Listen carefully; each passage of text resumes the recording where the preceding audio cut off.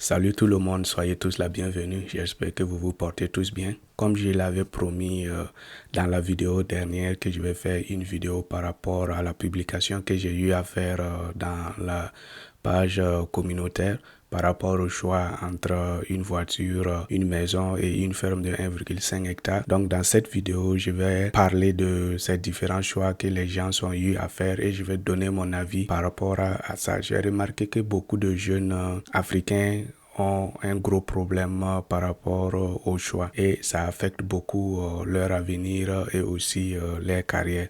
Donc dans cette vidéo, on va tout d'abord parcourir les différents choix que les gens ont eu à faire, leurs commentaires, les avis qu'ils ont donnés sur ce sujet. Et à la fin, je vais vous donner mon propre avis et vous dire comment vous pouvez faire vos propres choix, ce qui va vous permettre de réussir tout ce que vous allez entreprendre ou tout ce que vous aimeriez réaliser dans votre vie. Alors, commençons tout d'abord par lire les différents commentaires des gens pour voir à peu près quels sont leurs avis par rapport à ça. Donc, le premier commentaire venant de Natama Barthélemy, il dit que je sais bien que le choix de la ferme est logique, mais je pense que s'il y a possibilité de vendre le choix que je fais, la maison est la meilleure décision. Vends et achète ta ferme et un pick-up et argent pour mieux entreprendre.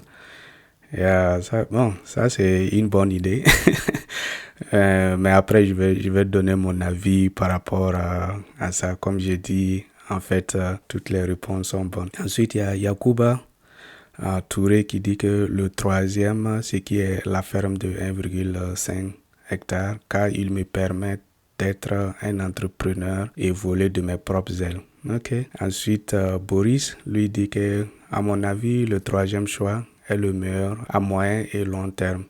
Le troisième choix qui est la ferme. Abdou lui dit que moi je préfère le troisième car dans le temps je peux trouver les deux restants. Ok. Ensuite Sophie, elle a répondu que je choisis la ferme qui va me permettre de générer de l'argent. La maison va immobiliser de l'argent donc ne me fera pas en gagner. La voiture est très mauvaise placement car dès le premier jour d'acquisition, elle perd de sa valeur. Ok. Ensuite, Amadou dit la ferme car à long terme, elle permet d'avoir les deux autres si je l'exploite à bon escient. Yeah. Ensuite, Awa, elle dit la ferme. Patin, j'espère que je prononce bien. Il dit la ferme. Ok. Et voilà. Donc, c'est ce que les gens en pensent par rapport à ces choix à faire entre une voiture, une maison et la ferme. Donc, comme je l'ai dit, en fait, dans tous ces commentaires-là, il n'y a pas eu de mauvaise réponse et vous allez comprendre pourquoi je dis cela dans un instant. Tout d'abord, je donne mon propre avis par rapport à ça. Si c'est moi, je vais choisir aussi la ferme. Je connais mes capacités et je sais ce que je peux en faire. Et c'est pour ça que je vais dire que toutes ces réponses que les gens ont eu à donner, il n'y a pas de mauvaise réponse là-dedans, tout simplement parce que tout dépendra de qui choisit quoi et ce qu'il veut en faire. Parce que dans tous ces différents choix, que ce soit la voiture, la maison et la ferme, il y a des gens qui peuvent prendre chaque option et se faire de l'argent avec ça. Donc, ça dépend de tes compétences, ton domaine et tes capacités à transformer ce que tu as pour pouvoir faire de l'argent. Donc, je vais en fait prendre chaque choix et puis vous montrer comment les gens peuvent se faire de l'argent avec. Mais seulement la quantité d'argent ne sera pas probablement la même chose. Par exemple, pour la voiture, l'argent que tu peux te faire avec la voiture par mois comparé à celle de la maison ou à la ferme, ça ne sera pas la même chose. Tout d'abord, si on commence avec la voiture dont j'ai montré, c'est une voiture qui coûte minimum dans les alentours de 65 000 $, ce qui fait à peu près 37 millions si je ne me trompe pas. Mais comme Sophie l'a dit, en fait, il y a beaucoup de voitures, la plupart du temps, ça perd leur valeur, sauf si tu veux collectionner la voiture, c'est-à-dire tu achètes la voiture et tu le gardes pendant des années, souvent 20, 30, 40 ans. Et lorsqu'on produit plus ces voitures-là, tu essaies de revendre la voiture à un prix élevé aux gens qui sont en fait fans de ce type exact de voiture, qui recherchent ce type de voiture. C'est comme ça, souvent, les collectionneurs se font de l'argent. Mais en plus de ça, il y a la location. Tout dépendra de là où tu es situé. Si tu es situé dans des villes IP, genre les capitales où les gens ont plus de l'argent, et tu décides de louer cette voiture à des touristes ou des gens qui aimeraient avoir une voiture de luxe juste pour le week-end, tu peux louer la voiture et c'est une façon aussi de se faire de l'argent par rapport à ça. Mais ça aussi, ça vient avec des coûts parce que il faut assurer la voiture et ce type de voiture, l'assurance coûte vraiment cher et aussi trouver des sites où tu peux poster tes annonces, tout ça, ce sont des coûts. Et pendant combien de temps les gens vont louer ta voiture et à quelle fréquence. Donc, il y a ça qui est là. C'est pour ça que j'ai dit que la façon dont vous allez vous faire de l'argent avec la voiture, la maison et la ferme, ça ne sera pas la même chose. Mais vous pouvez vous faire de l'argent avec la voiture. Si vous décidez de revendre la voiture immédiatement, pas sûr que vous allez avoir le prix exact de la voiture. Je dis ça parce que moi, quand j'étais en Allemagne, j'ai payé une BMW série 5 et je vous dis qu'en moins de 2 ans, c'est parti de $30,000 à $16,000. Et celui-là même qui m'a vendu la voiture, puisque c'est une des branches de BMW, je suis allé pour leur proposer de reprendre ma voiture et même ils m'ont dit si je veux qu'ils reprennent la voiture, ça sera 12 000. Pour ça, j'ai décidé de vendre ça à un particulier à mon prix. Donc, ce que j'ai pu vendre, c'est $16,000. C'est pour vous dire, comme Sophie l'a dit, il y a beaucoup de voitures, quand vous les achetez, vous sortez du parking, vous revenez pour revendre la voiture aux mêmes personnes. La plupart du temps, ils vont vous demander à acheter cela à un prix vraiment inférieur. Mais comme je l'ai dit, tout dépend de tes capacités et tes connaissances. Tu peux transformer en tout cas la voiture et te faire de l'argent. Mais maintenant, est-ce que la quantité d'argent sera par rapport à ce que toi tu as besoin pour vivre mensuellement ou annuellement? Ensuite, la maison. Il y a une personne qui dit que si on lui donne l'option de vendre ce qu'il va recevoir, il va choisir la maison, ensuite revendre la maison. Ça aussi, ça dépend de là où est située la maison et pendant combien de temps ça va te prendre pour pouvoir vendre cette maison. Pendant que cette maison est là, en attendant d'être vendue, tu as besoin de prendre soin de ça et encore, ça dépend de là où la maison sera située. Si la maison est située dans une grande ville, centre-ville, ça aussi, ça peut te permettre d'avoir plus d'argent. Si tu réussis à le vendre, comme la personne l'a dit, tu peux utiliser cet argent pour investir ailleurs. Donc ça aussi, ça dépend de tes capacités, de ton marketing et de la valeur de la maison. Mais la maison dont j'ai montré, c'est une maison quand même très belle. Donc je me dis que tu peux avoir un bon prix.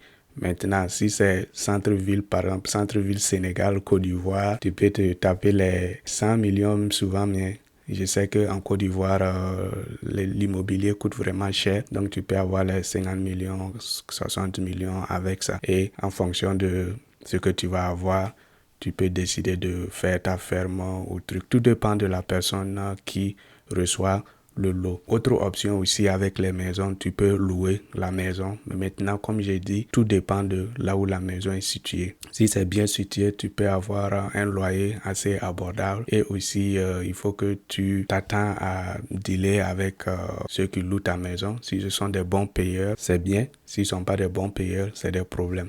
Donc, il y a tout ça à considérer quand vous faites par exemple votre choix. La dernière option qu'il y avait, c'est la ferme de 1,5 hectare. Presque tout le monde a choisi la ferme parce qu'ils ont l'esprit d'entreprendre. C'est le choix que moi aussi j'ai fait parce que j'aime travailler dans la ferme, j'aime être avec les animaux. Donc, si toi, tu es une personne qui aime les animaux comme moi et qui est prêt à mouiller le maillot comme on le dit, c'est un bon choix.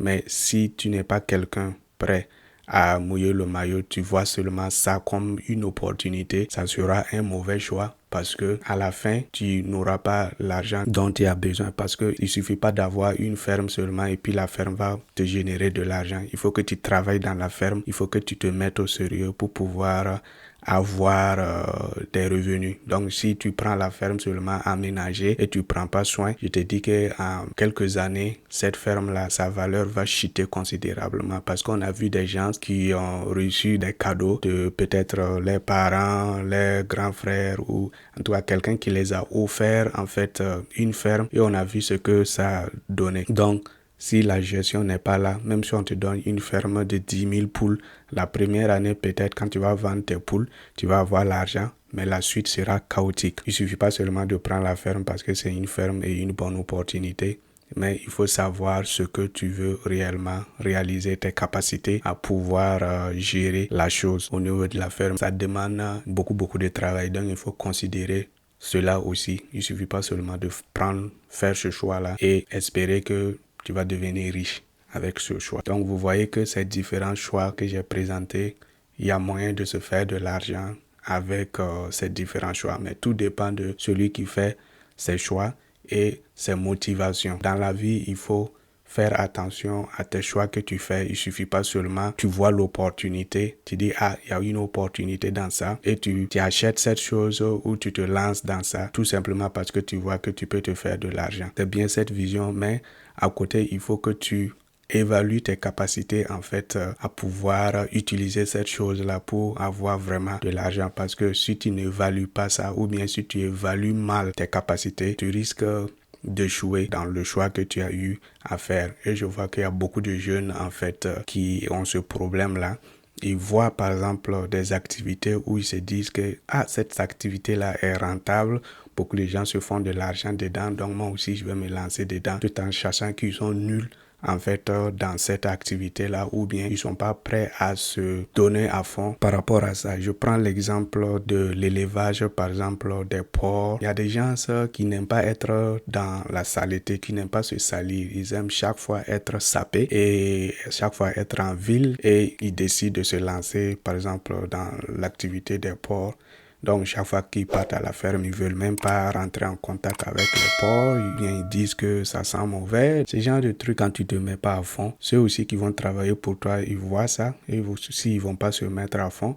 Et ton activité, à la longue, ça va échouer tout simplement parce qu'il n'y a pas cet amour. Parce que quand tu fais quelque chose et que tu n'ajoutes pas l'amour là-dedans, il y a de fortes chances que ça va pas marcher. Mais quand tu te donnes à fond, tu aimes ce que tu fais. C'est comme genre une bénédiction en même temps, quoi. Donc, c'est important quand vous faites votre choix que vous mettez à fond, en fait, dans ce choix.